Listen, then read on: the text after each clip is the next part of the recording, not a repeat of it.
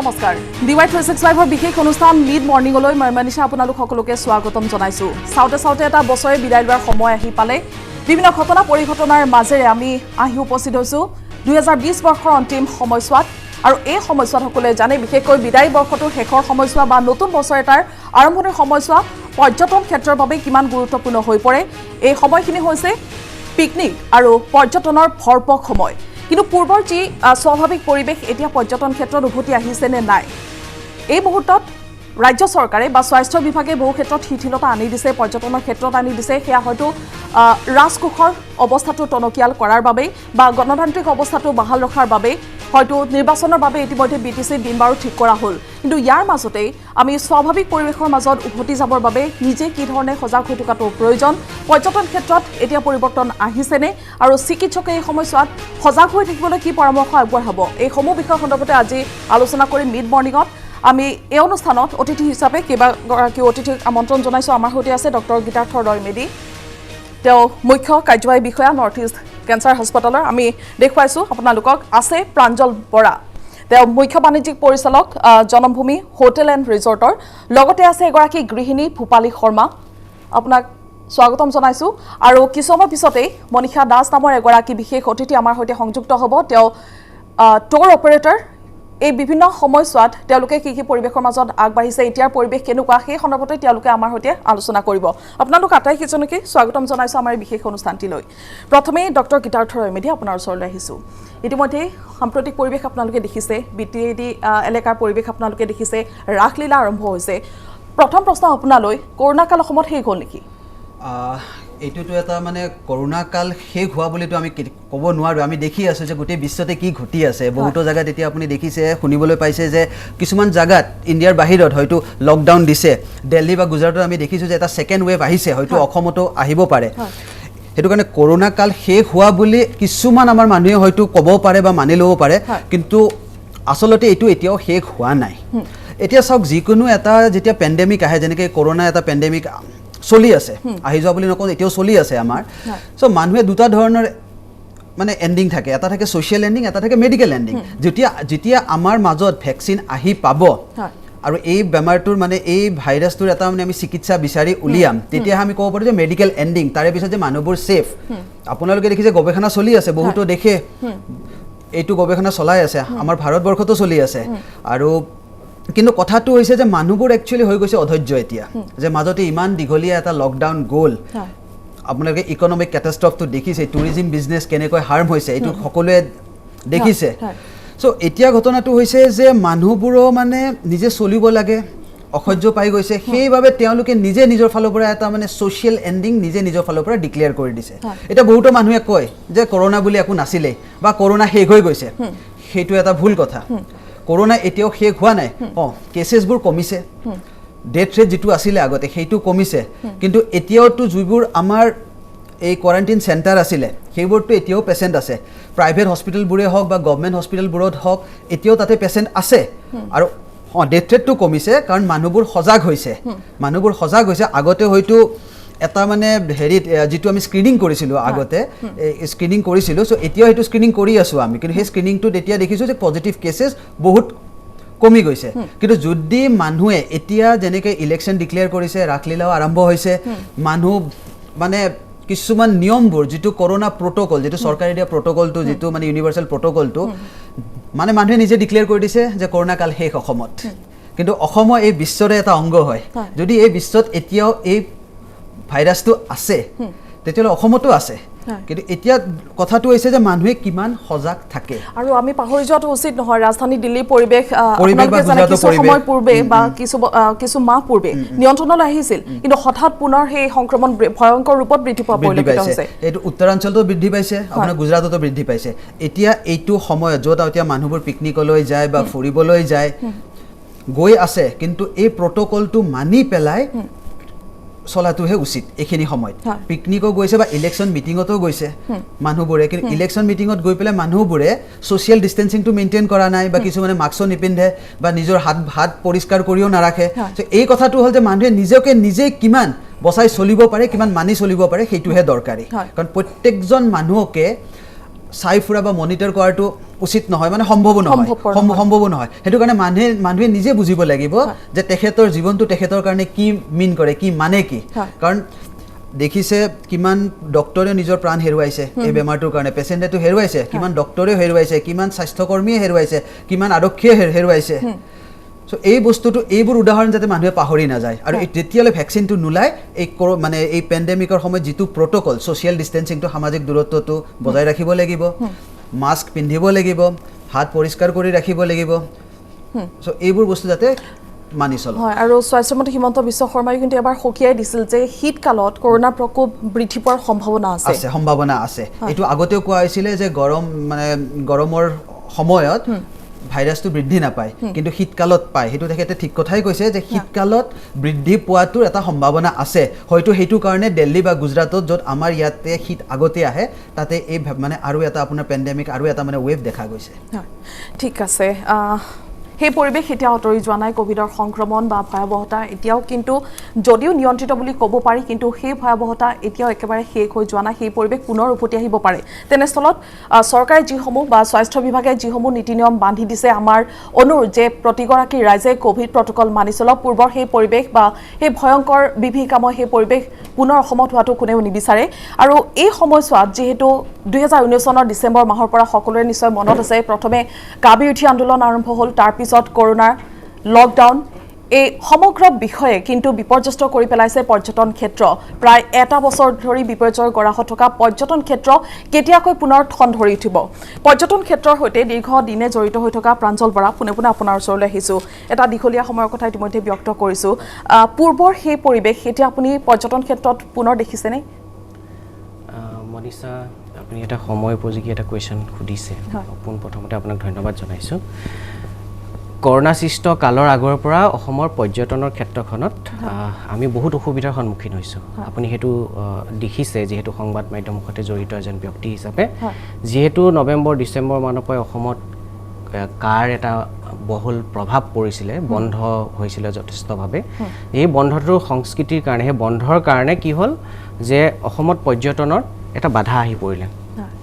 ঠিক তাৰ পাছতে জানুৱাৰী ফেব্ৰুৱাৰী মাহত অকনমানকে আকৌ পৰ্যটন উদ্যোগটোৱে গা কৰি উঠিছিল যে বাহিৰৰ পৰা টুৰিষ্ট আহিছিল ঠিক লগে আকৌ কৰোনা পৰিবেশটো যেতিয়া আহিলে তাৰ পাছৰ পৰা এতিয়া বৰ্তমান হসা অৰ্থত ক'বলৈ গ'লে বাহিৰৰ পৰা টুৰিষ্ট নাই কিন্তু আমাৰ কাৰণে এটা শুভ লক্ষণ মই আজি এতিয়া ক'ব পাৰিম যে অসমৰ মানুহ বৰ্তমান নিজৰ জায়গাখিনি তেখেতলোক ফুৰিবলৈ গৈছে কৰোনা পৰিবেশটো এটা সাময়িকভাৱে আমি কোৱা নাই যে কৰোনা নাই কোভিডৰ এই পৰিস্থিতিটো চলি আছে কোভিড-19ৰ চৰকাৰে দিয়া গাইডলাইন সমূহ মানি সো বৰ্তমান কি কৰিছে অসমৰ আমাৰ যিসকল মানুহ অসমৰ আমাৰ বুকুত বাস কৰা মানুহসকলে তেখেতলোকে অসমতে থকা পৰ্যটনস্থলীসমূহলৈ তেখেতলোক গৈছে চৰকাৰীভাৱে 21 অক্টোবৰত কাজিৰঙা ৰাষ্ট্ৰীয় উদ্যান খুলি দিয়া হৈছিল আৰু সেই 21 অক্টোবৰৰ পৰা আমি যদি 21 নৱেম্বৰলৈকে চাওঁ মনিষা এটো আমি এটা ৰেকৰ্ড গভৰ্ণমেণ্টৰ ৰেকৰ্ড মতে ক'ব পাৰো এটো হৈছে 11968 ইণ্ডিয়ান টুৰিষ্ট মানে আমাৰ লোকেল টুৰিষ্ট তাতে ৰেজিষ্টাৰ্ড হৈছে সো মই ভাবো এটো খুব এটা শুভ লক্ষণ কাৰণ কি আমাৰ ইন্ডাষ্ট্ৰিটো জিয়াই থাকিব লাগিব পৰ্যটন উদ্যোগটো এনেকুৱা এটা উদ্যোগ হয় খুব সংবেদনশীল ঠিক আছে প্ৰাঞ্জল বৰা আপোনাৰ সৈতে আমি কথা পাতি যাম আমাৰ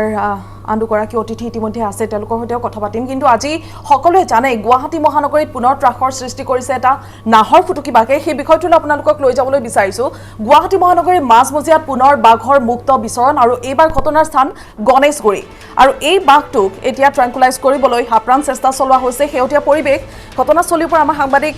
মনিষা কলিতাই দেখুৱাইছে আপোনালোকক বাঘটোক ট্ৰেংকুলাইজ কৰাৰ চেষ্টা চলোৱা হৈছে অজস্ৰ লোকৰ তাত ভিৰ পৰিলক্ষিত হৈছে অৱশ্যে সেই পৰিৱেশ আৰক্ষী বন বিভাগৰ লোকে নিয়ন্ত্ৰণ কৰিবলৈ আপ্ৰাণ চেষ্টা চলাইছে যাতে বিশৃংখলাৰ সৃষ্টি নহয় সুন্দৰভাৱে বা সুকলমে যাতে নাহৰ ফুটুকিটোক ট্ৰেংকুলাইজ কৰি পিঞ্জৰাবদ্ধ কৰিব পৰা যায় তাৰ বাবে এই চেষ্টা আমি ঘটনাস্থলীৰ পৰা পৰিৱেশ আপোনালোকক দেখুৱাইছো সতীৰ্থ সাংবাদিক মনিষা কলিতা আছে মনিষা পুনে আপোনাৰ ওচৰলৈ আহিছো হয় মনিষা আজি হেঙেৰাবাৰী হাউচিঙৰ এয়া দৃশ্য এঘৰৰ এটা এতিয়া এৰ ভিতৰত আবদ্ধ হৈ ৰৈছে বাঘটো ট্ৰেংকুলাইজ হৈছে কৰা আৰু হয়তো 10-15 মিনিটৰ ভিতৰতেই বাঘটো আবদ্ধ হ'ব গতিকে এই সময়খিনি খুবেই সময় যিমান দূৰ সম্ভৱ ইয়াত পিঞ্জৰাবদ্ধৰ শেষ প্ৰস্তুতি এয়া মানুহ এতিয়া চৌদিশে কিন্তু আজি প্ৰথম অৱস্থাৰ পৰা 3বাৰকৈ ট্ৰেংকুলাইজ হৈছিলে কৰা আৰু 3বাৰ বিফল হোৱাৰ অন্তত এই চতুৰ্থবাৰত সফল হৈছে আৰু ভিডিঅ' জাৰ্নেলিষ্ট সঞ্জয় তালুকদাৰে এই মুহূৰ্তত আপোনালোকক এই দৃশ্য দেখুৱাইছে আমি যিমান দূৰ সম্ভৱ যাতে বন বিভাগৰ লোকৰ আমনি নহয় তেনেভাৱে এই ভিজুৱেল দেখুৱাই যাবলৈ চেষ্টা চলাম এই দৃশ্য আমি দেখুৱাই আছোঁ স্থানীয় লোক আছে আৱাসী আছে হাউচিঙৰ আৰু তেওঁলোকক বাৰে বাৰে সতৰ্ক থকা হৈছে কৰি যাতে তেওঁলোক বাহিৰলৈ ওলাই নাহে কিন্তু ইতিমধ্যে ইয়াৰ পূৰ্বেও বহুবাৰ হৈ একেটা কথাকেই আমি আছোঁ কৈ যে যেতিয়া এটা বন্যজন্তু ৰাজপথলৈ বুলি বা জনাঞ্চললৈ বুলি ওলাই আহে তেতিয়াই কিন্তু দেখিবলৈ দেখা যায় মনিকা আপোনাৰ পৰা এই মুহূৰ্তত বিদায় লৈছো আমি পুনৰ আপোনাৰ সৈতে সংযুক্ত হ'ম যি মুহূৰ্তত বন বিভাগৰ দ্বাৰা এই বাঘটো ট্ৰেংকুলাইজ হ'ব বা পিঞ্জৰাবদ্ধ হ'ব সেই সময়ছোৱাৰ পূৰ্বে আমি দৰ্শকসকলক দেখুৱাম শেহতীয়াকৈ আপোনালোকক দিছোঁ এই নতুন খবৰ যে ইতিমধ্যে এই বাঘটো পিঞ্জৰাবদ্ধ কৰা হৈছে বন বিভাগৰ অহৰহ চেষ্টাৰ অন্তত খন্তেক সময় পূৰ্বে এই ত্ৰাসৰ সৃষ্টি কৰা নাহৰ ফুটুকিটোক পিঞ্জৰাবদ্ধ কৰা হৈছে ৰাজ্যৰ মাজত আজি পুৱাৰে পৰা ত্ৰাসৰ সৃষ্টি হৈছিল বিভীষিকাময় পৰিস্থিতিৰ সৃষ্টি হৈছিল সকলোৰে মনত প্ৰশ্নৰ উদয় হৈছিল যে গুৱাহাটী মহানগৰীৰ মাজমজিয়াত এইবাৰ কি পৰিস্থিতিত আচলতে নাহৰ ফুটুকি ওলাল এটা ছোৱালী আৱাসৰ ভিতৰতেই এই বাঘটোৱে থিতাপি লৈ আছিল কোন স্থানৰ পৰা আহিছে সেই বিষয়টোক লৈ সকলো এতিয়াও আচৰিত হৈ আছে কোন ঠাইৰ পৰা আহিছে সততে যি অভিযোগ উত্থাপন হৈছে যে বনাঞ্চলৰ সংকোচন সেইবাবে আচলতে এনেদৰে গুৱাহাটী মহানগৰীৰ মাজমজিয়াত পুনৰ বনৰীয়া জীৱ জন্তুসমূহৰ মুক্ত বিচৰণৰ ঘটনা সংঘটিত হ'ল নেকি আমি পুনে পুনে আপোনালোকক সেই পৰিৱেশ দেখুৱাইছোঁ মনীষা কলিতা আছে আমাৰ সতীৰ্থ সাংবাদিক তেওঁৰ ওচৰলৈ গৈছোঁ মনীষা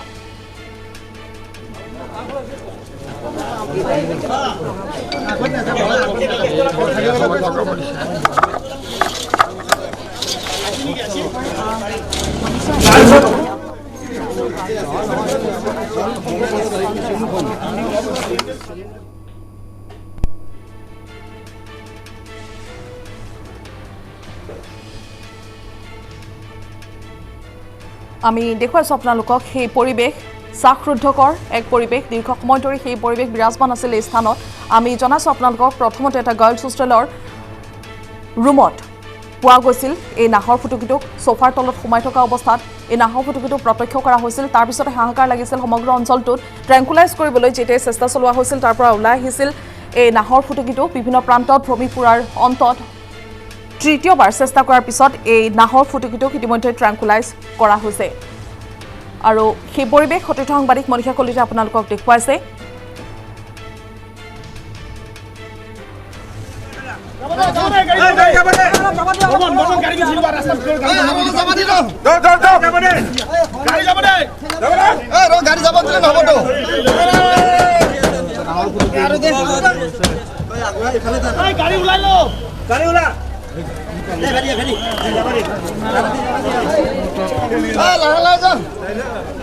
Bye bye.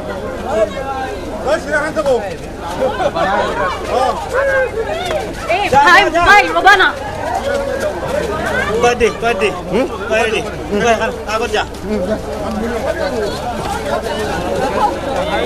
আৰু হয়তো কিছু সময় পিছতেই পিঞ্জৰাবদ্ধ এই নাহৰ ফুটুকিটোক ৰাজ্যিক চিৰিয়াখানালৈ লৈ যোৱা হ'ব সেই বিষয়টো সন্দৰ্ভত ইতিমধ্যে হয়তো সিদ্ধান্ত গ্ৰহণ কৰিছে বন বিভাগে আৰু উলিয়াই নিয়াৰ সেই পৰিৱেশ আপোনালোকে দেখিবলৈ পাইছে বন বিভাগ আৰক্ষী প্ৰশাসনে ইতিমধ্যে সকলো ধৰণৰ ব্যৱস্থা সম্পূৰ্ণ কৰিছে যেন বহু সময়ৰ সেই ত্ৰাসৰ পৰিৱেশ এতিয়া তাত নাই এতিয়া সম্পূৰ্ণৰূপে পূৰ্বৰ পৰিৱেশ উভতি আহিছে হেঙেৰাবাৰী হাউচিং কলনী তথা সেই স্থানত আমি পৰৱৰ্তী পৰ্যায়ত আপোনালোকক পৰৱৰ্তী বুলেটিনত এই পৰিৱেশ দেখুৱাই যাম সতীৰ্থ মনীষা কলিতাৰ পৰা বিদায় লৈছোঁ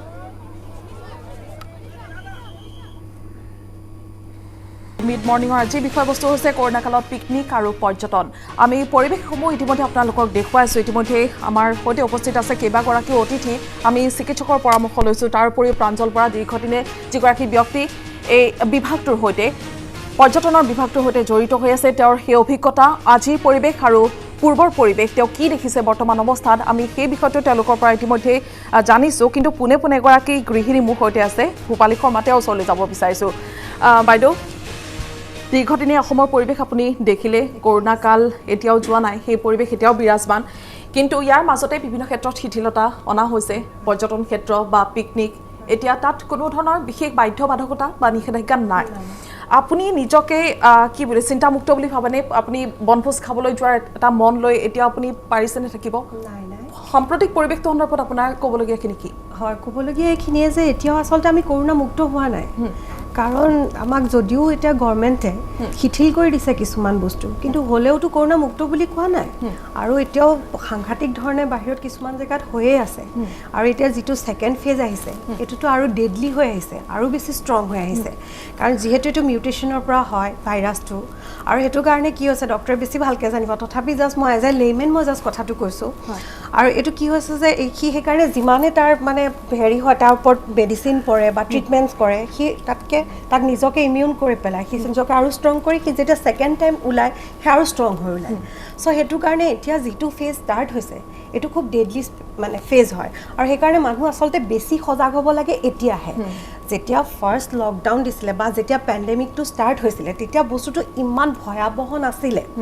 কিন্তু মানুহৰ নিজৰ নজনাৰ দুখত বা কিছুমান বস্তু মানে ইগনৰেঞ্চৰ কাৰণে বস্তুটো বাঢ়ি গ'ল আৰু এতিয়া আমি চব জানো এতিয়া বস্তুখিনি নজনাকৈ কোনো থকা নাই একেবাৰে গাঁৱত থকা ভিতৰৰ মানুহজনেও জানে একদম ভাল যিজন মানে পঢ়া শুনা কৰা মানুহেও জানে কি কৰিব লাগে প্ৰট'কল বান্ধি দিয়া হৈছে কিন্তু আমাৰ মানুহে কি হৈছে পাহৰি গৈছে এতিয়া যে সকলো খুলি দিলে কাৰণে এনেকুৱা এটা মনত ভাৱ লৈছে যে চব শেষ হৈ গৈছে আৰু সেইকাৰণে আমি এতিয়া মুক্তভাৱে ঘূৰিব পাৰোঁ কিন্তু এইটো খুব বেয়া কথা আচলতে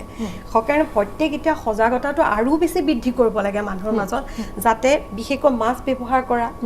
হেণ্ড চেনিটাইজ কৰা আৰু ছ'চিয়েল ডিষ্টেঞ্চিং মেইনটেইন কৰা এইমাত্ৰ আপোনালোকৰ নিউজত যিটো বস্তু দেখিলোঁ যে বাঘটো ধৰিবলৈ গৈছে তাত ইমানখিনি মানুহৰ গেডাৰিং হৈছে কোনো মানুহৰ মুখত মই কিন্তু মাস্ক নেদেখিলোঁ চ' এতিয়া সেইটোৰ পৰা যে সেই মানুহখিনিৰ মাজত যে কোনোবা এজন কৰোণা পজিটিভ নাথাকিব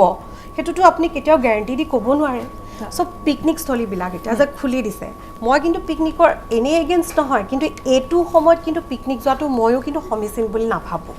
চ' সেইকাৰণে আচলতে এইবিলাক কাম কৰাৰ আগতে অকণমান মানুহে নিজেও নিজৰ কাৰণে চিন্তা কৰিব লাগিব কাৰণ আজি মানে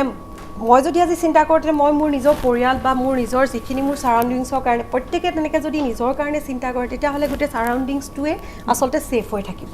চ' এতিয়া মানুহৰ নিজৰ ওপৰত ডিপেণ্ড কৰিব যে কিমানখিনি সজাগ হৈ পেলাই মানুহ থাকিব আৰু সজাগতাটো মেইনটেইন এতিয়া সজাগতাটো বঢ়াবই লাগিব তাৰমানে কাৰণ নহ'লে এইটো বস্তু ৰখাব নোৱাৰিব কাৰণ কেলৈ কৈছোঁ বস্তুটো হয় অকণমান তাৰ হেৰিটো কমি আহিছে হয় কিন্তু হ'লেওতো সি শেষ হৈ যোৱা নাই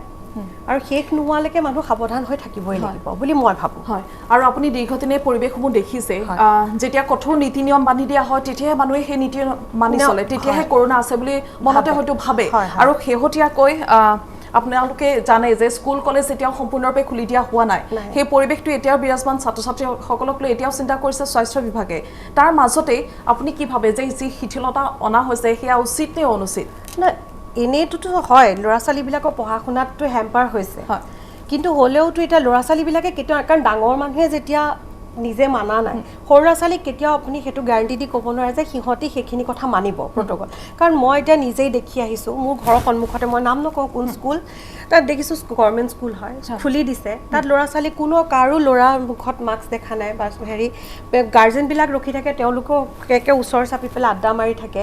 টিচাৰ সকলোকো দেখিছোঁ তেওঁলোকো বাহিৰত বহি ঊলগুঠি থাকে কাৰো মুখত মাস্ক নাথাকে এনেকুৱা ধৰণৰ ধৰক ৰ'দত বহি কিবা ল'ৰা ছোৱালী পঢ়াবলৈ দি তেওঁলোক বহি লৈ পেলাই কথা পাতি থাকে তেনেস্থলত আপুনি কি আশা কৰিব যে ল'ৰা ছোৱালীক স্কুললৈ পঠিয়াই দিয়াৰ কাৰণে দিলে যে তাহাঁতি কেতিয়াও যে তাত মানিব যে কোনোবা এটা লগৰ নিপিন্ধিলে মানে এনেকুৱা হৈছে হয়তো যে আপোনালোকৰ পৰা এনঅ'চিখন পোৱাৰ পিছত স্কুল কৰ্তৃপক্ষ আচলতে উদাসীন হৈ যায় তেওঁলোকৰ হয়তো বিশেষ কৰণীয় একো নাথাকে ঠিক আছে আমি কথা পাতি যাম কিন্তু শেহতীয়া পৰিৱেশ আপোনালোকক দেখুৱাব বিচাৰিম দীপৰ বিলৰ পৰা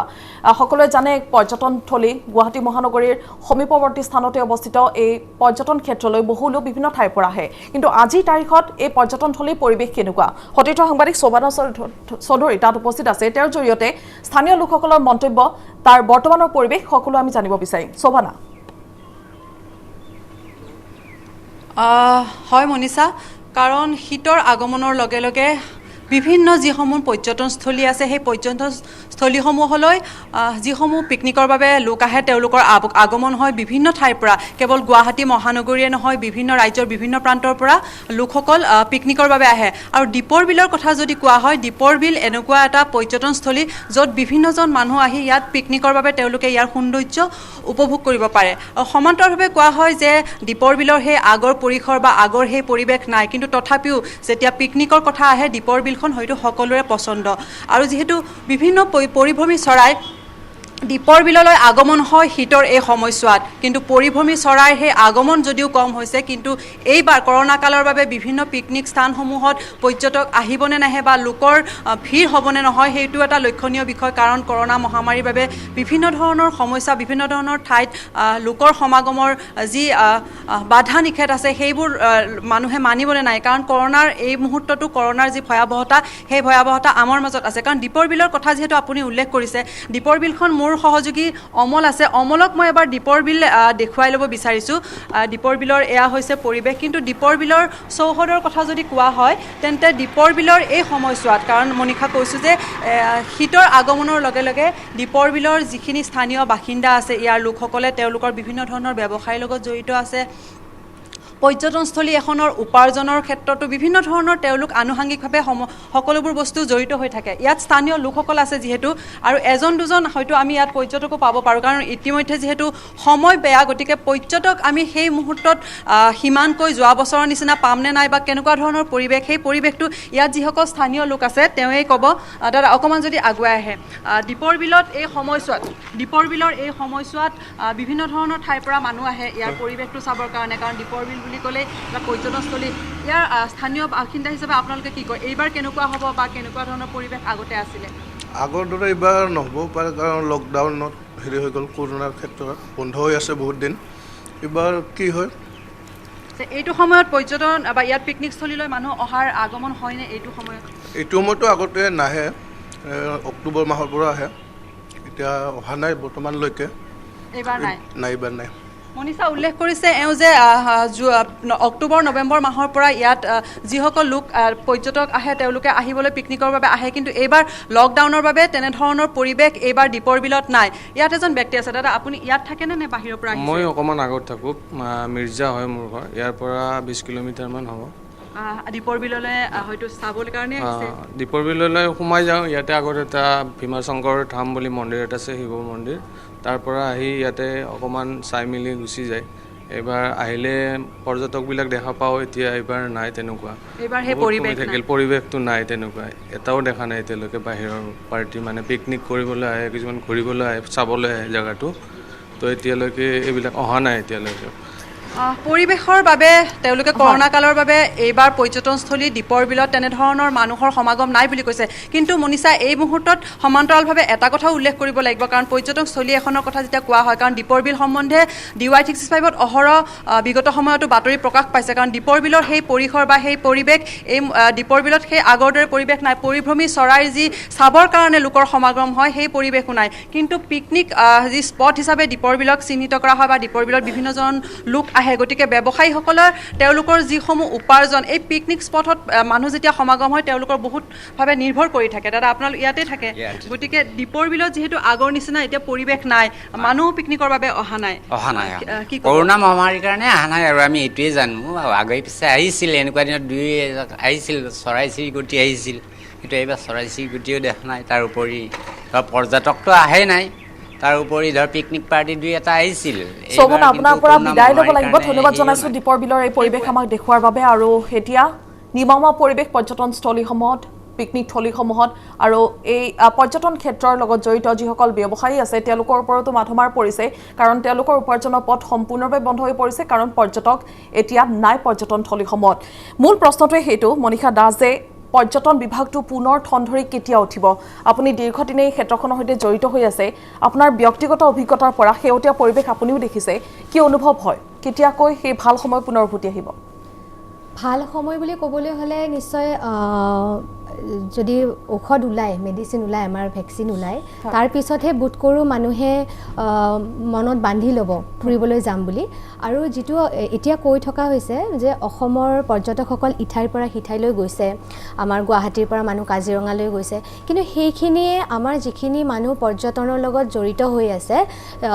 টুৰ অপাৰেটৰখিনি তেওঁলোকৰ কোনো লাভালাভ তাৰ পৰা হোৱা নাই যেতিয়ালৈ আমাৰ বাহিৰৰ পৰা টুৰিষ্টখিনি অসমলৈ নাহিব আমি সেইখিনি একচুৱেল টুৰিষ্ট বুলি ক'ব নোৱাৰোঁ একচুৱেলি আমি টুৰিজিম বস্তুটো এনেকেই আমি এক্সপ্লেইন কৰোঁ যে এজন মানুহ যিকোনো এটা ঠাইৰ পৰা এখন ঠাইৰ পৰা গৈ আন এখন ঠাইত মিনিমাম 24 আৱাৰ্ছ ষ্টে কৰিব লাগে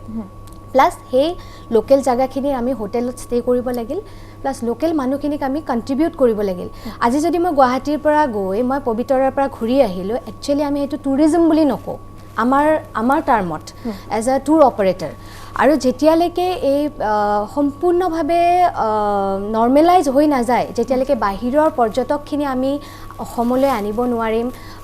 নৰ্থ ইষ্টৰ অইন ঠাইলৈ আমি পঠিয়াব নোৱাৰিম তেতিয়ালৈ একচুৱেল টুৰিজিম হৈছে বুলি আমি ক'ব নোৱাৰোঁ আৰু যিটো পিকনিক আৰু টুৰিজিম বস্তুটো সাঙুৰি লোৱা হৈছে মানুহৰ আচলতে মই ক'ব বিচাৰোঁ সেই কনচেপ্টটো ক্লিয়াৰ নাই টুৰিজিম কি হয় আৰু পিকনিক কি হয় আৰু আমাৰ মানুহখিনিয়ে যিখিনি পিকনিক খাবলৈ যায় মই একদম বিৰোধী সেইটোৰ কাৰণ আমাৰ ইমান ধুনীয়া ধুনীয়া জেগা আছে সেইবোৰ এটা এটা সুন্দৰ টুৰিষ্ট স্পট হোৱাৰ অৱকাশ আছিলে আমাৰ মানুহখিনিয়ে গৈ প্ৰকৃতিৰ মাজলৈ গৈ অপ্ৰাকৃতিকভাৱে যি আচৰণ কৰে সেই আচৰণৰ বাবে আচলতে সেই ঠাইবোৰ এটা এটা ধুনীয়া টুৰিষ্ট স্পট হৈ উঠা নাই আজি যদি মানি লওক আমি আজি লাগি আছোঁ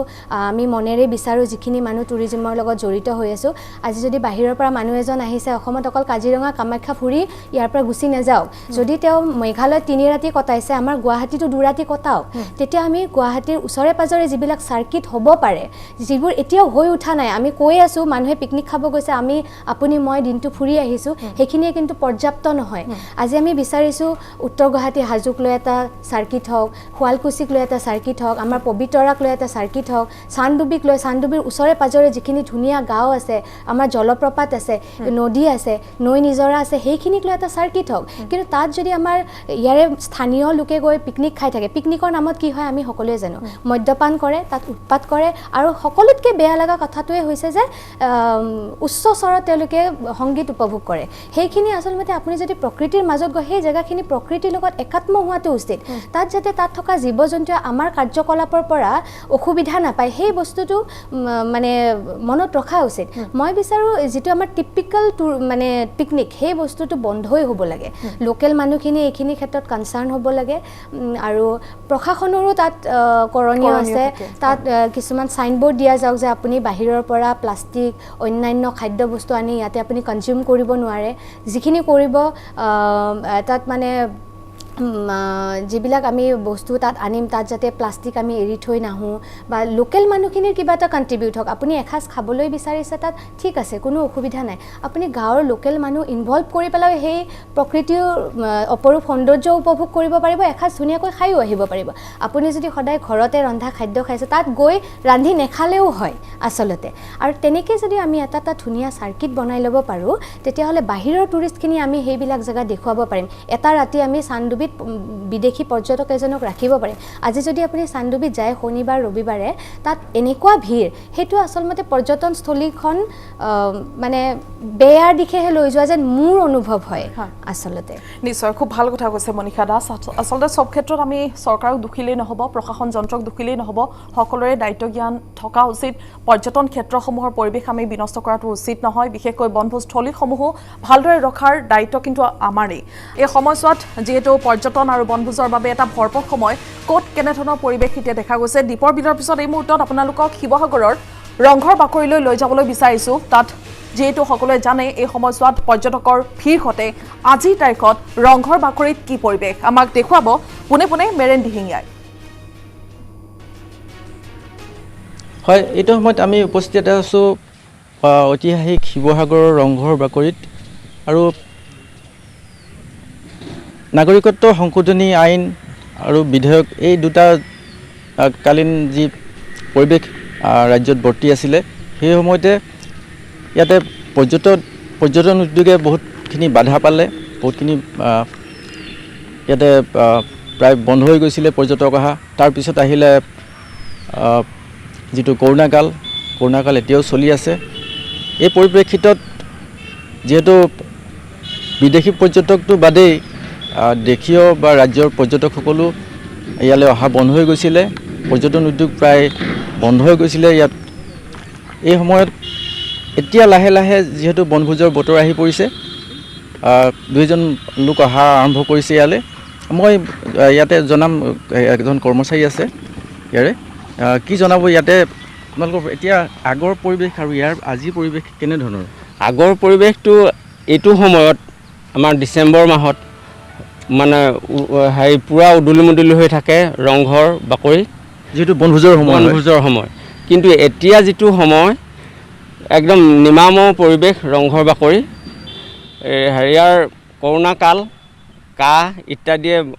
মানে সমগ্ৰ দেশৰ লগতে অসমতো হেৰি হৈছে, ব্যতি আছে যেতিয়া। এতিয়া বৰ্তমান আৰু হ'ল কি, যিটো ট্ৰেনজেকশ্যন মানে হেৰি টিকেটৰ ক্ৰয়, এইটো অনলাইন যোগেদি হয়। অনলাইন যোগেদি ফলত গাঁৱৰ যিখিনি মানুহ আহে সেইখিনি উভতি যাবলগীয়া হয়। তেওঁলোকৰ এই আজিকালি অত্যাধুনিক যিবোৰ মোবাইল ফোন আছে সেই নানে। নিশ্চয়কৈ তেওঁ জনাইছে যে ইয়াত যিহেতু এটা টিকেট কাটি পেলাই ইয়াত সোমাব লাগে, ইয়াত এই ৰংঘৰ বাকৰিত সোমাবলৈ হ'লে এটা টিকেট কাটিব লগা হয়, আৰু সেইটো টিকেট এতিয়া আজিকালি অনলাইন যোগে কৰিবলগীয়া হয়। আৰু যিহেতু গাঁৱৰ মানুহখিনি, ওচৰৰ মানুহখিনি 2-1 আহি আছে যদিও তেওঁলোকে টিকেট কটাৰ ক্ষেত্ৰত অলপ অসুবিধা পাই আছে। এই কেনেধৰণে আপোনালোকৰ মোবাইল যোগে কটা হয় নে? হয়, মোবাইল যোগেদি ৱেবছাইট বা কিউআৰ কোড আছে, তাৰ যোগেদি কৰিবলগীয়া হয়। আৰু এজন কৰ্মচাৰী আছে, অলপমান জনাবচোন কেনেধৰণৰ পৰিৱেশ, আগৰ পৰিৱেশ কেনেধৰণৰ আছিলে আৰু এতিয়া কি কেনেধৰণৰ পৰিৱেশে বিৰাজ কৰিছে এই সময়ত? আগৰ পৰিৱেশ আৰু এতিয়া পৰিৱেশ সম্পূৰ্ণ। আমি মেৰেন দিহিঙীয়াৰ পৰা বিদায় লৈছোঁ, আৰু ৰংঘৰ বাকৰি সেই পৰিৱেশ ইতিমধ্যে আমাৰ অতিথিসকলে নিশ্চয় দেখিছে, একেবাৰে শূন্য, পৰ্যটক তাত নাই। কিন্তু ইয়াৰ পৰিৱৰ্তে সমান্তৰালভাৱে আপোনালোকক আন এটাও দৃশ্য দেখুৱাইছিলোঁ, সেয়া আছিলে কাজিৰঙা ৰাষ্ট্ৰীয় উদ্যানৰ পৰিৱেশ। তাত অজস্ৰ লোকৰ ভিৰ কিন্তু দেখা গৈছে। কালিৰ দিনটোতো বহু লোক বনভোজ খাবৰ বাবে সেই স্থানলৈ আহিছে, আৰু পৰ্যটন ক্ষেত্ৰসমূহে খালি দেখা গৈছে, জনশূন্য অৱস্থাত ৰৈ গৈছে।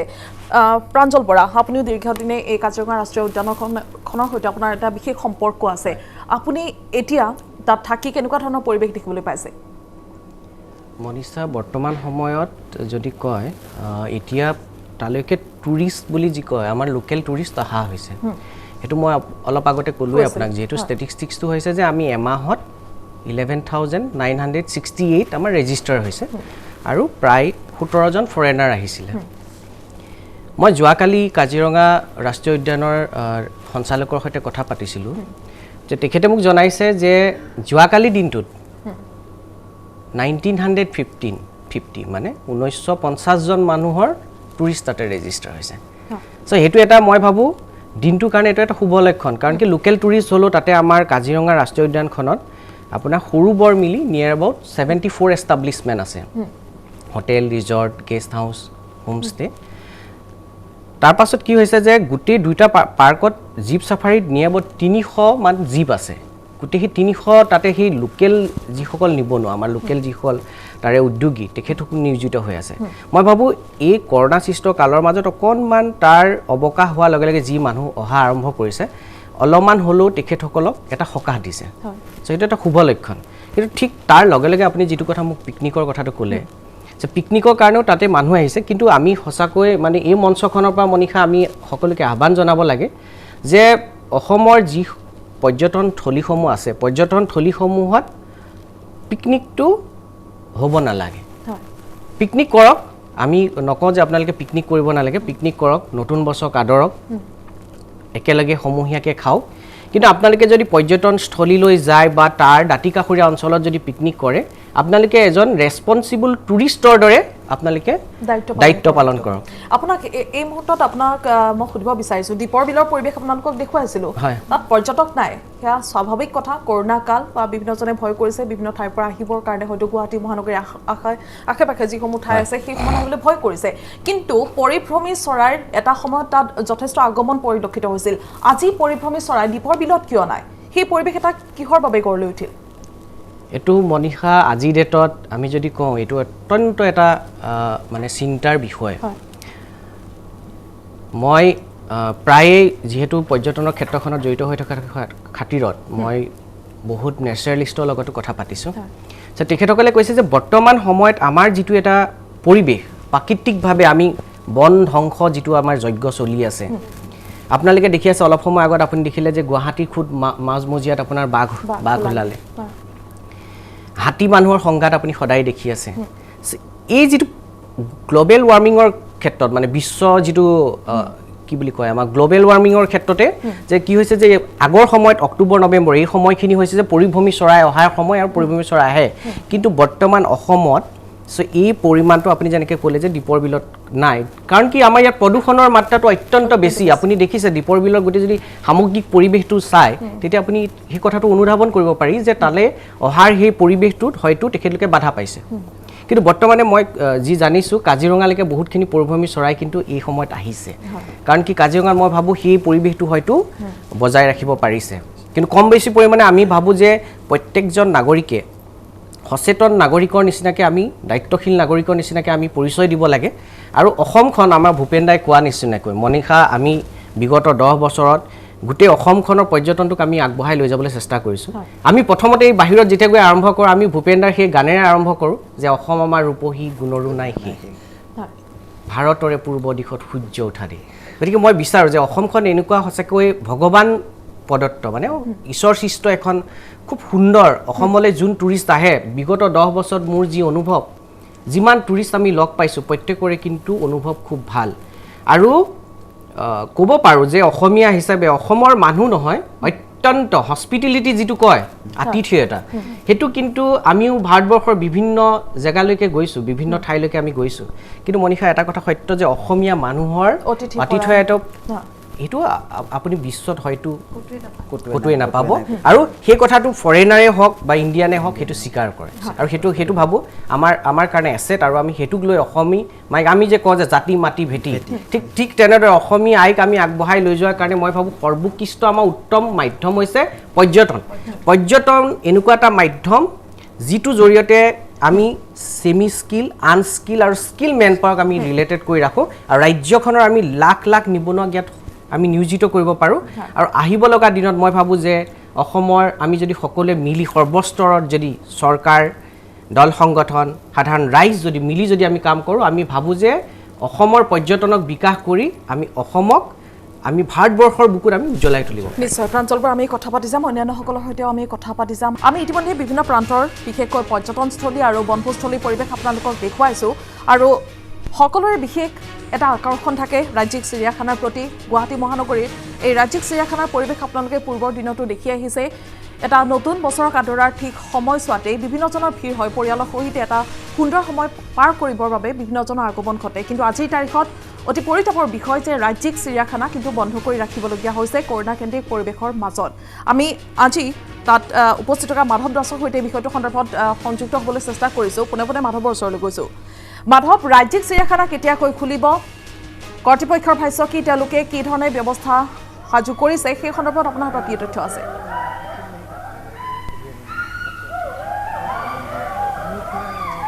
চাওক মনীষা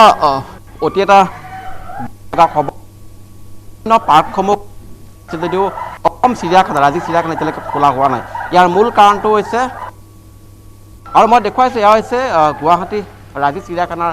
পৰিৱেশ ইয়াত সকলোবোৰ বনকৰ্মী বা সকলোবোৰে সাজু আছে কিন্তু যিহেতু বৰ্তমান কৰোণা এতিয়াও কমা নাই আৰু বিশেষকৈ যদিও অসমত কৰোণাৰ সমস্যা কমিছে কিন্তু দিল্লী মহাৰাষ্ট্ৰ গুজৰাট এনে বহুতো ৰাজ্যত বৰ্তমান কৰোণাৰ পুনৰ বৃদ্ধি পাইছে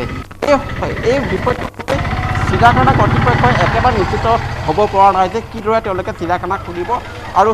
চিৰিয়াখানা কেতিয়াকৈ খুলিব মোৰ লগত ৰাজ্যিক চিৰিয়াখানাৰ ডিঅ'পগৰাকী আছে সম্পূৰ্ণভাৱে কথা পাতিম মই আপোনাৰ কাষলৈ আহিছোঁ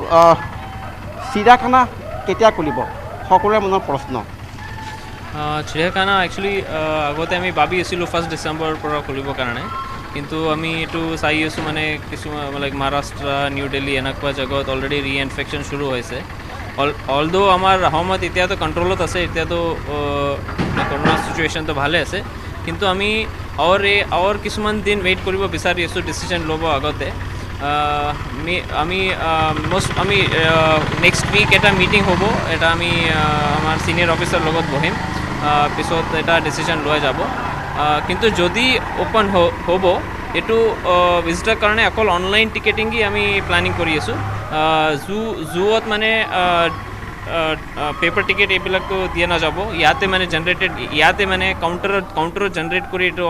টিকেট দিয়া নাযাব, এইটো অকল অনলাইন টিকেটিঙেই হ'ব কিন্তু ডেট একচুৱেল কেতিয়া খুলিব এইটো মানে নেক্সট উইক এনেকুৱা আমি ক'ব পাৰোঁ। এইখিনি সময় পিক সময়, যিহেতু এইখিনি সময় পিকনিকৰ সময়, ফুৰা চকাৰ বতৰ, নিশ্চয় বহুতো লোকচানৰ সন্মুখীন হ'ব লগা হয়। নহয়, আমাৰ একচুৱেলি ৰাইট নাও আমি ৰেভিনিউ লছ এইটো আমি আমাৰ প্ৰায়ৰিটি নহয়। আমাৰতো ছেফটি, আমাৰ এনিমেল কিপাৰ, এনিমেলৰ ভিজিটাৰ ছেফটি, কৰোণাৰ পৰা ছেফটি আমাৰ প্ৰায়ৰিটি আছে। এইটো কাৰণে আমি এনেকুৱা ডিচিশ্যন যদি আমি লওঁ, আমাৰ এইটো ফাৰ্ষ্ট প্ৰায়ৰিটি আমাৰ মানুহ আৰু এনিমেলৰ ছেফটি, তাৰ পিছত আমি ডিচিশ্যন ল'ব পাৰোঁ। বাকী জীৱ জন্তুৰ ক্ষেত্ৰত কেনেকুৱা ধৰণৰ সাৱধানতা লোৱা হৈছে আৰু নতুন জীৱ জন্তু কিবা অনা হৈছে নেকি যাক লৈ ৰাইজৰ আকৰ্ষণ থাকে? আমাৰ কৰোণাৰ কাৰণেতো মাজতে আমি নতুন আনিব পৰা নাই, কিন্তু আমাৰ এটা পেয়াৰ জিব্ৰা আমাৰ 1980ৰ আগতে আছিলে, অলমষ্ট 30 ইয়াৰলৈকে আমাৰ জুত নাছিলে। এতিয়া আমাৰ এক্সচেঞ্জ এপ্ৰুভ হৈছে আৰু মাইচুৰত এটা পেয়াৰ জিব্ৰা ৱেইট কৰি আছে। আমাৰ যেতিয়া চিটুৱেশ্যন ঠিক হ'ব, মাইচুৰৰ পৰা ইয়াতে আহোম জুত আমি লৈ আহিম, গুৱাহাটী জুত। অসমৰ ৰাইজে কি আশা কৰিব পাৰে, কেতিয়াৰ পৰা খোলাৰ সম্ভাৱনা আপুনি দেখিছে? বিশেষকৈ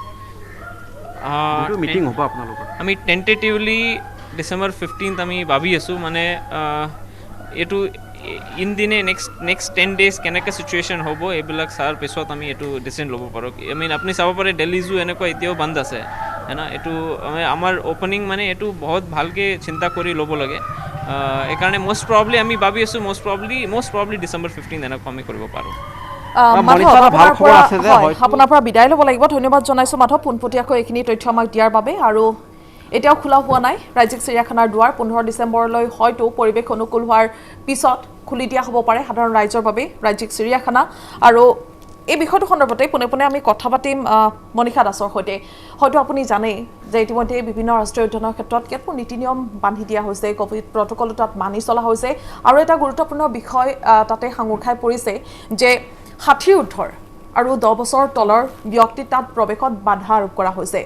এই দিশটো আচলতে পৰ্যটনৰ ক্ষেত্ৰত কিবা প্ৰভাৱ পেলাব পাৰে নেকি? কাৰণ সকলোৱে পৰিয়াল সহিতে পৰ্যটনস্থলীলৈ যায়, তেনে ক্ষেত্ৰত নিজৰ যদি কণমানিটিক বা নিজৰ মাক দেউতাকক লৈ যাব নোৱাৰে, তেনেস্থলত এই পৰ্যটনৰ ক্ষেত্ৰখনত প্ৰভাৱ পৰাৰ সম্ভাৱনা আছে নেকি?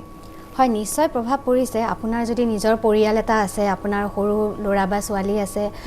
নিশ্চয় একেলগে যাব বিচাৰিব। কিন্তু তথাপিও ছেফটি ফাৰ্ষ্ট, যিখিনি আমাৰ নিজৰ সুৰক্ষাৰ বাবে যিখিনি সজাগতাৰ প্ৰয়োজন সেইখিনিতো ফ'ল' কৰিবই লাগিব, সেই নিয়মখিনি মানি চলিবই লাগিব। আৰু সেই নিয়মটো বৰ্তমান গোটেইকেইখন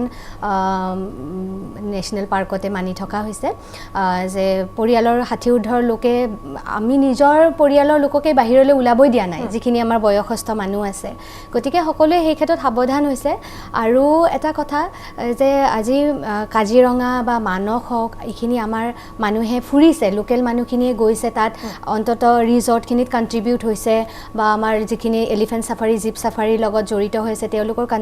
কণ্ট্ৰিবিউট হৈছে। লগতে আৰু কিছুমান নিষেধাজ্ঞা আছে যে এখন জীপত আগতে যেনেদৰে 6জন যাবলৈ পাৰিছিলে, আজি যদি আপোনাৰ এটা বেলেগ পৰিয়ালৰ 2জন আছে, বেলেগ পৰিয়ালৰ 2জন, আগতে আমি ক্লাব কৰি এখন জীপতেই পঠিয়াব পাৰিছিলোঁ। এতিয়া মানে কি হ'ল, এই কৰোণাৰ পৰিপ্ৰেক্ষিতত সেই বস্তুটো মই যিমান দূৰ জানো বন্ধ কৰি থোৱা হৈছে। যদি আপোনাৰ পৰিয়ালত 2জন আছে, আপুনি এখন জীপেই ল'ব লাগিব। গতিকে সেইটো চাবলৈ গ'লে কষ্টৰ ফালৰ পৰা টুৰিষ্টখিনিৰ অকণমান খৰচটো কিছু পৰিমাণে বেছি হৈছে। আগতে যেনেকৈ বেলেগ এজনৰ লগত ক্লাব কৰি দিলে পাৰ হেড খৰচটো কমি যায়, সেইটো অকণমান মানে বৃদ্ধি হৈছে। আৰু লগতে মই কেইদিনমান আগতে আমাৰ মানস অভয়াৰণ্যৰ বুবুল দাহঁতৰ লগত কথা পাতিছিলোঁ, তেওঁ তাত ৰিচৰ্ট চলায়। তেওঁলোকে এটা কথা কৈছে যে লোকেল টুৰিষ্টখিনি অহাৰ কাৰণে তেওঁলোকৰ কণ্ট্ৰিবিউট হৈছে, তেওঁলোকে আৰ্ণ নোহোৱাতকৈ বহুতখিনি ভাল হৈছে দেই, সেইটো ক'ব লাগিব। কিন্তু আমাৰ মানুহখিনিয়ে এতিয়া উইকেণ্ডত যায়, শনিবাৰ বা দেওবাৰ বুলি যায় তো তেওঁলোকৰ এনেকুৱা হৈছে শনিবাৰ আৰু দেওবাৰে তাত ৰুম পাবলৈ নাই এখনতো কিন্তু সোমবাৰৰ পৰা শুকুৰবাৰলৈ তেওঁলোকে বিজনেছটো পোৱা নাই কাৰণ মানুহে যেতিয়া বন্ধ পাব বা গভৰ্ণমেণ্ট হলিডে পাব তেতিয়া সম্পূৰ্ণ তেওঁলোকৰ হোটেল ৰিসৰ্ট গোটেইখিনি ভৰ্তি হৈ থাকে কিন্তু বাকি কেইদিন খালী হৈ থাকে কিন্তু এমপ্লয়ি তেওঁলোকে সিমানেই ৰাখিব লগা হৈ আছে কাৰণ শনিবাৰ দেওবাৰে যেতিয়া গোটেই ৰিসৰ্টখন ভৰ্তি হৈ যাব তেওঁলোকক সাৰ্ভিস দিব লাগিব সম্পূৰ্ণ এমপ্লয়িখিনি তেওঁলোকে ৰাখিব লগা হৈ আছে কিন্তু সোমবাৰৰ পৰা শুকুৰবাৰলৈ যদি কোনো গভৰ্ণমেণ্ট হলিডে নাই কোনো বন্ধ নাই তেতিয়া খালী হৈ আছে অৰ্থাৎ সপ্তাহৰ 2টা দিন ভাল চলে বাকি তেনেকুৱা হৈছে কিন্তু যেতিয়া বাহিৰৰ পৰা মানুহ আহিব অসমলৈ অকল অসম ফুৰিম বুলি নাহে আমাৰ গোটেই নৰ্থ ইষ্টখন ফুৰিম বুলি আহে নৰ্থ ইষ্টৰ সময় লৈ আহে তেতিয়া সোমবাৰ বা শুকুৰবাৰ বুলি তেনেকুৱা কথা নাই আৰু আমাৰ এতিয়া অসুবিধাটো হৈ আছে যে আমাৰ প্ৰত্যেকখন ৰাজ্যৰ উত্তৰ পূবৰ প্ৰত্যেকখন ৰাজ্যৰ এছঅপি বিলাক বেলেগ বেলেগ নীতি নিয়ম বিলাক যদি এটা নিয়ম এডপ্ট কৰা হয় তেতিয়া বাহিৰৰ মানুহখিনি আহিবলৈ সুবিধা হ'ব এতিয়া অসমৰ কাৰণে যদি এটা বেলেগ নিয়ম অৰুণাচলৰ কাৰণে বেলেগ নিয়ম সেইটো ক্ষেত্ৰতো বাহিৰৰ পৰ্যটকখিনি অকমান অসুবিধা পায় আছে ঠিক আছে ডক্টৰ গীতাৰ্থ ৰয় মেধি আপুনি ইতিমধ্যে সমূহ বিষয়সমূহত জানিছে বিশেষকৈ পৰ্যটনৰ ক্ষেত্ৰখনক টনকিয়াল কৰিবৰ বাবে নিয়মসমূহ শিথিল কৰা হৈছে কিন্তু কৰোনা কালত কিছু নীতি নিয়ম কোভিড প্ৰটোকল মানি চলা হৈছে আপুনি ভাবেনে যে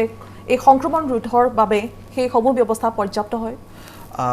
এতিয়া পৰ্যাপ্ত হয় বুলি মোক ঠিক ক'ব নোৱাৰোঁ কিন্তু এতিয়া ডিপেণ্ড কৰে যে মানুহবোৰে কিমানখিনি মানি চলে এতিয়া এই বেমাৰটো কেনেকৈ বিয়পে কেনেকৈ স্প্ৰেড হয় সেইটো আমি সকলোৱে জানো এইটো টিভিতে হওক এফএমতে হওক এইটো আমি ঘনে ঘনে দেখুৱাই থাকোঁ আজি যেতিয়া আমি মোবাইল কাৰোবাক যেতিয়া ফোন কৰোঁ অমিতাভ বচ্চনৰ মাতত এই কথাটোৱে কয় বা আগতে এতিয়াতো অমিতাভ বচ্চনৰ মাতত এইটো বহুত মানে পপুলাৰ হৈ গৈছে যে মানে কেনেকৈ প্ৰতিৰোধ কৰিব লাগে আমি কেনেকৈ নিজকে বচাই ৰাখিব লাগে কয় এটা কথাটো হৈছে মানুহবোৰে কিমান এইটো কথা মানে এতিয়া চাওক একমাত্ৰ পিকনিক বুলিয়ে নহয় ৰেষ্টুৰেণ্টছবোৰতো মানুহ গৈ আছে নাইট ক্লাবছবোৰতো গৈ আছে হয়নে বাৰ বা পাববোৰতো গৈ আছে জিমতো গৈ আছে কিন্তু কথাটো হৈছে যে বিজনেছ প্ৰত্যেকটো বিজনেছে আমি জীয়াই ৰাখিব লাগিব হেল্থ কেয়াৰটোতো এটা ধৰক বিজনেছে হয় হেল্থ কেয়াৰ মানে প্ৰত্যেকটো বিজনেছে জীয়াই ৰাখিব লাগিব প্ৰত্যেকজন মানুহ নিজে চলি থাকিব লাগিব কিন্তু কথাটো হৈছে যে যিবোৰ কনজিউমাৰ এতিয়া ধৰক তেওঁলোকেও কিন্তু যাতে নীতি নিয়মবোৰ মানি চলে কিন্তু সেইটো মই নকওঁ যে হৈছে এতিয়া ময়ো ধৰক ৰাতিপুৱা জিমত যাওঁ দেখোঁ যে কেইজন মানুহে মাস্ক পিন্ধি আহে বা কেইজন মানুহে ডিষ্টেঞ্চটো মেইনটেইন কৰে কিন্তু বহুত সময়ত কি হয় মানুহে এইটো বস্তু পাহৰি যায় যে জিমত আছে কিন্তু এইটো পাহৰি যায় যে এতিয়াও পেণ্ডেমিকটো শেষ হোৱা নাই একদম ওচৰৰ ক্লোজ ডিষ্টেঞ্চৰ পৰা কথা পাতে যোগাযোগ কৰে মানে আন এজনৰ লগত তো সেই বস্তুটো পাহৰি যায় কিন্তু কথাটো হৈছে মানুহে এই বস্তুটো এনি টাইম এতিয়ালৈ মাইণ্ডত ৰাখিব লাগিব যেতিয়ালৈ ভেকচিনটো নোলায় এতিয়া ভেকচিনটো ওলোৱাৰ পিছতো ভেকচিনটো কিমান ছাকচেছফুল হ'ব এইটো ক'ব নোৱাৰোঁ কাৰণ ট্ৰায়েল চলিহে আছে কিন্তু এতিয়াও মই নাভাবোঁ যে এতিয়াও যে এইটো মানে ছাফিচিয়েণ্ট যে মানে মানুহবোৰে নীতি নিয়মবোৰ মানি চলি আছে আৰু নীতি নিয়মবোৰ মানে মানি নহয় এইটো এটা কালচাৰ হ'ব লাগিব আৰু একমাত্ৰ কৰোনা প্ৰতিৰোধৰ বাবেই নহয় আৰু বহুতো বেমাৰ যদি আমি কৰোনাৰ যিবোৰ এইবোৰ নীতি নিয়মবোৰ যদি মানি চলোঁ একমাত্ৰ কৰোনাই নহয় আৰু বহুতো ইনফেকশ্যন পাৰ্টিকুলাৰলি কিছুমান ইনফেকশ্যন থাকে যোনবোৰ হস্পিটেলত মানে ৰোগীয়ে পায় আন এজন ৰোগীৰ পৰা বা আন এজন ভিজিটাৰ্ছৰ পৰা চ' সেইবোৰ বস্তু আমি প্ৰতিৰোধ কৰিব পাৰোঁ যদি এইবোৰ নীতি নিয়ম মানি চলোঁ চ' এই নীতি নিয়মবোৰ এটা কালচাৰ হ'ব লাগিব যে আমি কৰিবই লাগিব আমি মানিবই লাগিব যে পুলিচৰ ভয়ত বা ফাইনৰ ভয়ত আমি যদি মানি চলোঁ তেনেকুৱা হ'লে নহ'ব প্ৰাঞ্জল আপুনি দীৰ্ঘদিনে এই ক্ষেত্ৰখনৰ সৈতে জড়িত হৈ থকাৰ অন্তত কি ভাবে যে আচলতে পৰ্যটনৰ প্ৰভাৱ পেলোৱা বিষয়সমূহ কি হ'ব পাৰে আমি অসমৰ যদি সাম্প্ৰতিক পৰিৱেশ চাওঁ বিভিন্ন প্ৰতিবাদেৰে অস্থিৰ হৈ থাকে অসমৰ বাতাবৰণ তাৰ উপৰিও শেহতীয়াকৈ কাবিৰুদ্ধ আন্দোলন হৈ গ'ল তাৰ পিছৰ পৰ্যায়ত দেখা যায় যে অসম বন্ধ প্ৰায় প্ৰতিটো দল সংগঠনে ঘোষণা কৰি থাকে তেনেস্থলত পৰ্যটনৰ ক্ষেত্ৰত ইয়াৰ প্ৰভাৱ কেনেকুৱা দেখিছে আপুনি অসমৰ পৰ্যটনৰ ক্ষেত্ৰখনত মই ভাবোঁ যে বন্ধৰ যিটো সংস্কৃতি বন্ধ সংস্কৃতিটো এটা ডাঙৰ প্ৰত্যাহ্বান এইটো সঁচাৰ্থত আমি মানি ল'ব লাগিব অসম বন্ধটো আমি সকলোৱে আমি সৰুৰ পৰা দেখি আহিছোঁ যিকোনো সময় অসম বন্ধ হ'ল মানে বন্ধ ৰাজপথ বন্ধ হৈ যায় শেহতীয়াকৈ আপুনি কা আন্দোলনৰ সময়ৰ কথা যদি কয় তাৰ কা আন্দোলনৰ ঠিক আগৰ পৰা যদি কয় বন্ধৰ যিটো প্ৰভাৱ সেই বন্ধৰ প্ৰভাৱটো অত্যন্ত বেছিকৈ পৰিছিলে ৰাজপথসমূহ বন্ধ কৰি দিয়া হৈছিলে টায়াৰ জ্বলোৱা হৈছিলে গছ পেলাই দিয়া হৈছিলে এই ক্ষেত্ৰত কি হয় মই আগতেও কৈছোঁ যে পৰ্যটন উদ্যোগটো হৈছে অত্যন্ত সংবেদনশীল এটা ইণ্ডাষ্ট্ৰী এটা উদ্যোগ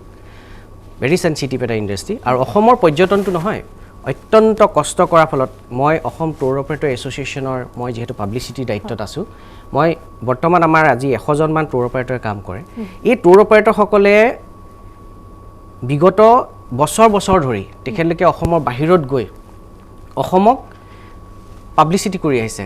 মাৰ্কেটিং কৰিছে, তাৰ ডেষ্টিনেশ্যনবিলাকক প্ৰমোট কৰিছে, তাৰ পাছত টুৰিষ্ট অহাটো আৰম্ভ হৈছে।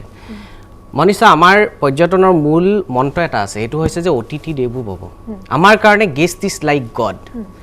এতিয়া যেতিয়া কোনোবা এজন পৰ্যটক অসমলৈকে আহে, সেই পৰ্যটকজনে অসমত আহি ৰেভিনিউ দিয়ে। এতিয়া আমাৰ দল সংগঠন সকলোকে মই খুব সন্মান সহকাৰে আৰু বিনম্ৰতাৰে মই জনাব বিচাৰোঁ যে আপোনালোকৰ যিবোৰ সমস্যা আছে, এই জাতীয় সমস্যাবোৰ আমাৰো সমস্যা। কিন্তু মই এটা কথা ভাবোঁ যে বন্ধটো এনেকুৱা হ'ব লাগে যে বন্ধ হওক, কিন্তু টুৰিষ্টৰ যাতে অসুবিধা নহয়। যে পৰ্যটক যদি আহিছে, পৰ্যটকে এইটো নাজানে যে আজি বন্ধ আছেনে নাই, যে পৰ্যটকৰ যাতে অসুবিধা নহয় তেনেকৈ বন্ধটো হয়। যে মই গম পাইছোঁ যে তেখেত পৰ্যটক, বন্ধটো নহওক। মোৰ ব্যক্তিগত এটা অনুভৱ মই আপোনালোকৰ আগত মই শ্বেয়াৰ কৰিব বিচাৰিছোঁ। এই সময়ত মই সম্পূৰ্ণ কাজিৰঙাতে আছিলোঁ গোটেই আন্দোলনৰ সময়ছোৱাত। আমাৰ যেতিয়া আন্দোলনটো আৰম্ভ হ'ল, বহুত পেকেজেছ কেঞ্চেল হৈ গ'ল, বহুত টুৰিষ্ট আহিলে, ফৰেইন টুৰিষ্ট, ইণ্ডিয়ান টুৰিষ্ট, অহাসকল যাব নোৱাৰা হ'ল। বহুত ফৰেইন টুৰিষ্ট ৰাতি 8টা বজালৈকে এয়াৰপৰ্টত থাকিব লগা অৱস্থা হ'ল। আৰু বহুত টুৰ অপাৰেটৰ অসমৰ এনেকুৱা আছে যে তেওঁলোকৰ টুৰিষ্ট বাটত যাওঁতে কোনোবাই শিলগুটি মাৰিলে, ৰাস্তাত ৰাখি থৈ দিলে, ফৰেইন ক্লাইণ্ট হয়। আমাৰ তাতে যিহেতু এহাল দম্পতি আছিলে, দুয়োগৰাকীয়ে ডাক্তৰ আছিলে। চ' মই তেখেতলোকৰ লগত কথা পাতিছিলোঁ বিদেশৰ পৰা অহা, যে আপোনালোকৰ কষ্ট হ'ল। তেখেতলোকে অত্যন্ত ক্ষোভেৰে মোক ক'লে যে আৰু ইণ্ডিয়াত মই নাহোঁ,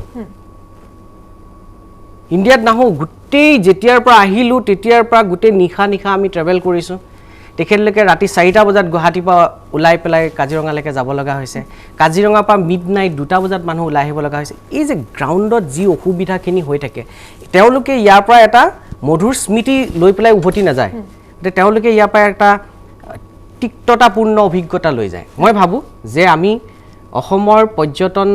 ক্ষেত্ৰখনৰ উন্নয়ন কৰিবলৈ হ'লে আমি কি কৰিব লাগিব, শান্তি সম্প্ৰীতিটো বজাই ৰাখিব লাগিব। আমি সকলো সেইটো কথা কাৰণে চৰকাৰ, দল, সংগঠন আৰু আমাৰ সাধাৰণ ৰাইজ সকলোৱে মিলিত প্ৰচেষ্টাৰে আমি ভাবোঁ, মই আজি মনীষা আমাৰ এই মঞ্চৰ পৰা আমি বিনম্ৰতাৰে অনুৰোধ কৰিছোঁ যে অসমৰ পৰ্যটন উদ্যোগটোক জীয়াই ৰখাৰ স্বাৰ্থত, অসমৰ পৰ্যটন উদ্যোগটোক আগবঢ়োৱাৰ স্বাৰ্থত আমি দল সংগঠনসমূহে বন্ধ দিয়ক। বন্ধৰ মই বিৰোধিতা কৰা নাই, অসমীয়া জাতীয় সমস্যাৰ মই বিৰোধিতা কৰা নাই। মই কৈছোঁ যে পৰ্যটকসকলৰ যাতে অসুবিধা নহয় সেই ক্ষেত্ৰতো কিন্তু আপোনালোকে ধ্যান ৰখাটো বা মনোযোগ দিয়াটো অত্যন্ত দৰকাৰ বুলি মই ভাবিছোঁ। খুব গুৰুত্বপূৰ্ণ কথা কৈছে প্ৰাঞ্জল বৰা। আমি মনীষাৰ ওচৰলৈ পোনে কৈছোঁ, ইতিমধ্যে আপুনি দীৰ্ঘদিনে সেই সংক্ৰান্তত জড়িত হৈ থকাৰ পৰিপ্ৰেক্ষিতত কি দেখিছে বৰ্তমান সময়ত পৰ্যটনৰ ক্ষেত্ৰখনক ঠন ধৰি উঠাবৰ কাৰণে চৰকাৰৰ শেষত কৰোণীয় কিবা আছে নেকি, আপোনাৰ দাবী কিবা আছে নেকি? দাবী বুলি নকওঁ, আমি অনুৰোধহে কৰিব পাৰিম।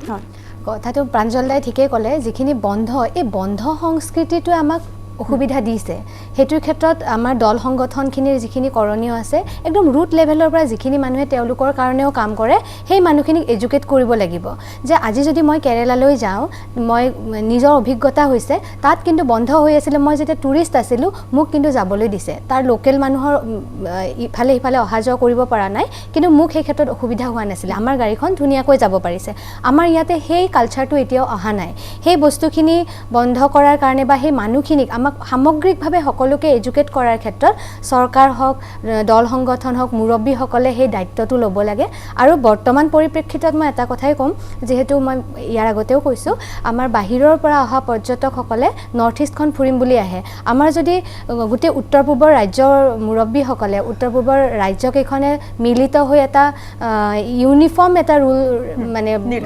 নিৰ্ধাৰণ কৰি দিয়ে, তেতিয়া বাহিৰৰ যেনেকৈ আমাৰ ইয়াৰ পৰা বাহিৰলৈ এতিয়া গৈ আছে তেনেকৈ অসুবিধা হোৱা নাই, বাহিৰৰ পৰা আহিবলৈহে অসুবিধা হৈ আছে। আৰু এটা কথা, পৰ্যটন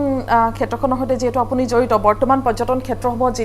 যিসমূহ নীতি নিৰ্ধাৰণ কৰা হৈছে সেয়া পৰ্যাপ্তনে? বিশেষকৈ বিদেশী পৰ্যটকক আমি যাতে আদৰিব পাৰোঁ তাৰ কাৰণে আমাৰ পৰ্যটন ক্ষেত্ৰসমূহ সাজু হৈ আছেনে? সেই সন্দৰ্ভত আপোনাৰ শেহতীয়া তথ্য কি? পৰ্যটন ক্ষেত্ৰৰ লগত জড়িত মানুহখিনি নিশ্চয় সাজু হৈ আছে। ক'ভিড প্ৰট'কলৰ বিষয়টো লৈ মই সুধিছোঁ। হয়, ক'ভিড প্ৰট'কল মই কৈছোঁ, আজি যদি আমি বজাৰ কৰি আছোঁ, আজি যদি আমি সকলো লাইফষ্টাইলটো আমি মেইনটেইন কৰিব পাৰিছোঁ প্ৰট'কল মানে মানি চলি, তেনেহ'লে টুৰিষ্টবিলাকে প্ৰট'কলটো মানি চলি টুৰিজিম হ'ব নোৱাৰা কোনো কাৰণ নাই। আপোনাক ধন্যবাদ জনাইছোঁ। শেষত খুব কম সময় আমাৰ হাতত আছে ডক্টৰ গীতাৰ্থ ৰৈমেদী এই মুহূৰ্তত আপোনাৰ পৰা জানিব বিচাৰিছোঁ বৰ্তমান যি শীতকালীন পৰিৱেশ এটা আহি আছে কৰোণা কালত আমি কেনেকৈ এই মুহূৰ্তত থকাটো উচিত কি পৰামৰ্শ থাকিব না আমি প্ৰিকশ্যনবোৰ লোৱাটো উচিত এতিয়া যিটো আমি অলৰেডি জানো যে প্ৰিকশ্যন যেনেকৈ যে ভিটামিন টেবলেট আমি খাই থাকিব লাগে ঠিক আছে ভাল ভাল আহাৰ খাবলৈ লাগে আৰু কুহুমীয়া গৰম পানী তাতে নেমু চেপি পেলাই চ' এনেকুৱা বস্তু যিবোৰ মানুহে অলৰেডি জানে এইবোৰ বস্তু আমি ফ'ল' কৰিব লাগে কিন্তু আৰু এটা কথা যে এতিয়া যিহেতু এটা ঠাণ্ডা বতৰ আহি আছে বহুতো মানুহ বাহিৰৰ পৰা মানে গুৱাহাটীলৈ অসমলৈ আহি আছে চ' যিটো নিয়ম যে যদি কোনোবা